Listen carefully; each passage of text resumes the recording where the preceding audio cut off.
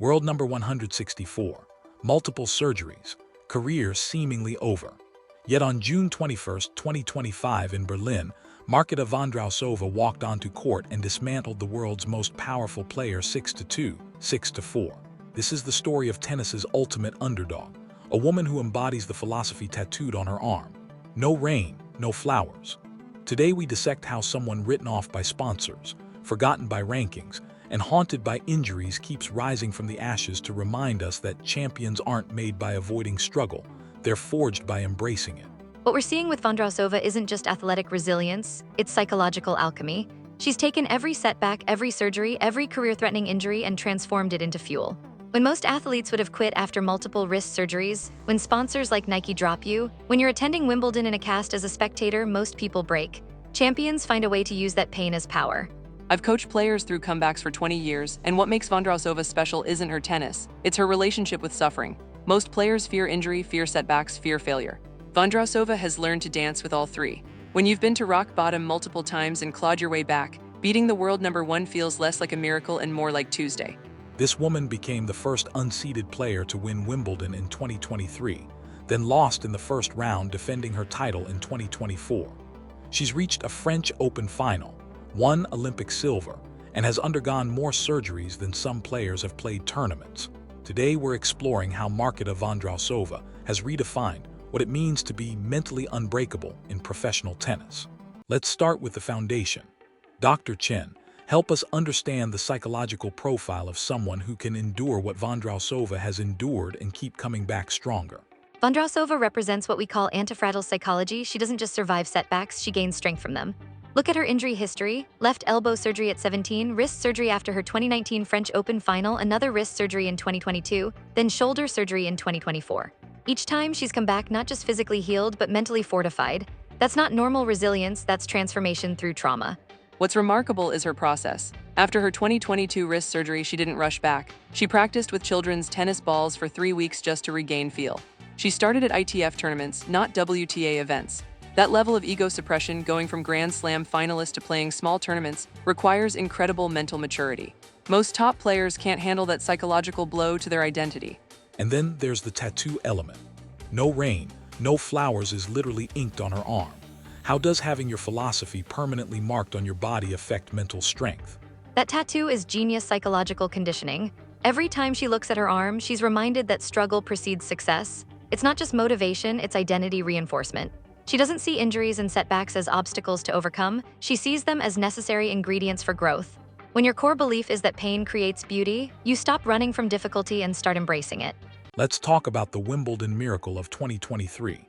Coach Santos, what made that victory so psychologically significant beyond just the tennis?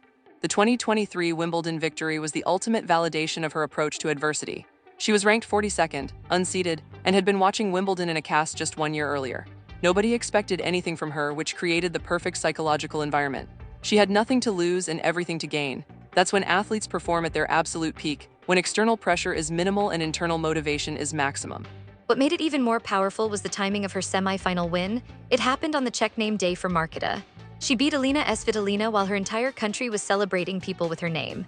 That level of synchronicity, combined with her comeback story, created a psychological momentum that was unstoppable. She wasn't just playing tennis, she was fulfilling destiny. And the contrast in her post-match response versus other champions was remarkable. She said she was grateful to be back and kept the trophy in its original box because they tend to rust. What does that tell us about her psychological makeup? That response reveals everything about why she's so mentally tough. She doesn't take success for granted because she knows how quickly it can disappear. Keeping the trophy in its box isn't about being humble, it's about understanding impermanence. When you've had your career interrupted multiple times, you develop a healthy respect for how fragile success really is. That keeps you hungry and prevents complacency. Then came 2024, losing in the first round as defending champion at Wimbledon, the first time since 1994. Dr. Chen, how does someone psychologically process that kind of dramatic reversal? For most athletes, that would be devastating, going from champion to first-round loser in 12 months. But Vondrousova's psychological framework actually prepares her for this. Her no rain, no flowers philosophy means she sees setbacks as natural parts of the growth cycle. She doesn't interpret failure as identity-threatening because her identity isn't built on constant success, it's built on constant perseverance. What's crucial is how she handled it practically. Instead of making excuses or dwelling on the shock, she immediately focused on addressing the physical issues that were affecting her game. She withdrew from the Olympics, had shoulder surgery, and committed to proper rehabilitation. That's champion-level decision-making, prioritizing long-term health over short-term ego protection. And now here we are in 2025, ranked 164th, coming back from yet another surgery, and she just demolished the world #1. What does this latest comeback reveal about her mental evolution? This Berlin victory shows she's reached the highest level of psychological mastery, playing without attachment to outcome. She said she was just happy to be healthy and grateful to play these matches. When you're competing from a place of gratitude rather than desperation, when you're playing with house money rather than under pressure, you become incredibly dangerous. That mindset is what separated her from Sabalenka today. Let's examine her tactical psychology. Coach Santos, how does her style of play reflect her mental approach to adversity? Vondrousova's game is essentially her psychology made manifest. She uses drop shots, slices, angles, and variety tools that require patience, creativity, and tactical intelligence. She doesn't rely on overwhelming power like Sabalenka. Instead, she problem solves in real time, adapts to whatever her opponent gives her, and finds ways to win through intelligence rather than force. That mirrors exactly how she's approached her career setbacks. Her left-handed game gives her natural variety, but more importantly, it symbolizes her ability to see angles others miss. When you've been through what she's been through, you develop perspective that others lack. While power players like Sabalenka try to force solutions, Vondrousova finds them. That's the difference between strength and wisdom. The tattoo story keeps coming up. She got matching tattoos with her coach after Wimbledon, shares tattoos with her sister, and treats them as art. How does this relate to her resilience? The tattoos represent permanence in a sport defined by impermanence. Rankings change, sponsors drop you, injuries happen, form fluctuates, but tattoos stay. They're her way of marking moments, relationships, and philosophies that matter regardless of external circumstances. It shows someone who builds identity around values and experiences rather than achievements and validation. Dr. Chen, what separates Vondrousova's type of resilience from other comeback stories in sports? Most comeback stories are about returning to previous levels of success. Vondrousova's story is about continuous transformation. She doesn't just come back, she comes back different, often better. After her 2019 surgery, she won Olympic silver. After her 2022 surgery, she won Wimbledon unseeded. After her 2024 surgery, she just beat the world no. While ranked 164th, each setback becomes a setup for something unprecedented. What's remarkable is her relationship with expectations. Most players crumble under high expectations or get complacent when expectations are low. Vondrousova seems immune to both. Whether she's defending a Wimbledon title or playing as an unseeded underdog, she maintains the same steady approach. That level of psychological consistency is incredibly rare in professional sports.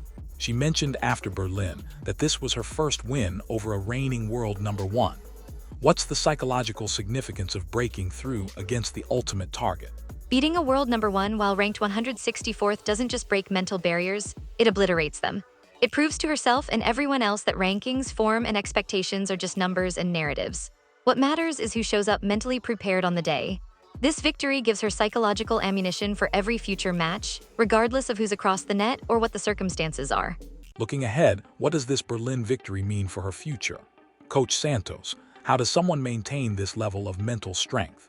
The beauty of Vondrousova's approach is that it's sustainable. She's not relying on motivation or temporary inspiration. She's built a philosophy that works in any circumstance. Whether she wins her next 5 matches or loses them, she'll approach each one with the same gratitude, preparation, and tactical intelligence.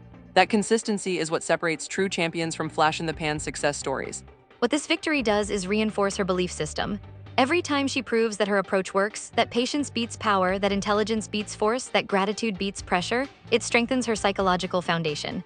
She's not just winning matches, she's validating a way of being that extends far beyond tennis courts. As we head toward Wimbledon, where she'll return as a former champion, what lessons can other athletes learn from the Vondrousova model? The biggest lesson is redefining your relationship with adversity. Instead of asking, "Why is this happening to me?" ask, "What is this teaching me?" Instead of viewing setbacks as career-threatening, view them as character-building. Vondrousova has shown that you can turn every injury, every ranking drop, every disappointment into fuel for future success. Dr. Chen, Coach Santos, thank you for helping us understand one of tennis's most remarkable psychological stories. What we've witnessed with Marketa Vondrousova isn't just a series of comebacks. It's a masterclass in how to build unshakable mental strength through embracing rather than avoiding life's difficulties. From watching Wimbledon in a cast to winning it unseeded. From world #6 to number 164 and back to beating world no. ones. Through multiple surgeries, sponsor drops, and career interruptions, Vondrousova has proven that champions aren't defined by their ability to avoid storms. They're defined by their ability to dance in the rain. The philosophy tattooed on her arm tells the complete story. No rain, no flowers. In a sport obsessed with power, rankings, and dominance, Marketa Vondrousova reminds us that true strength comes from within. That resilience isn't about never falling down. It's about how beautifully you rise. And sometimes, the most powerful thing you can do is simply refuse to let setbacks define your story. As she heads back to Wimbledon, world number 164, but mentally bulletproof, Marketa Vondrousova carries something more valuable than any ranking: the unshakable belief that every challenge is just rain watering the flowers that are yet to bloom.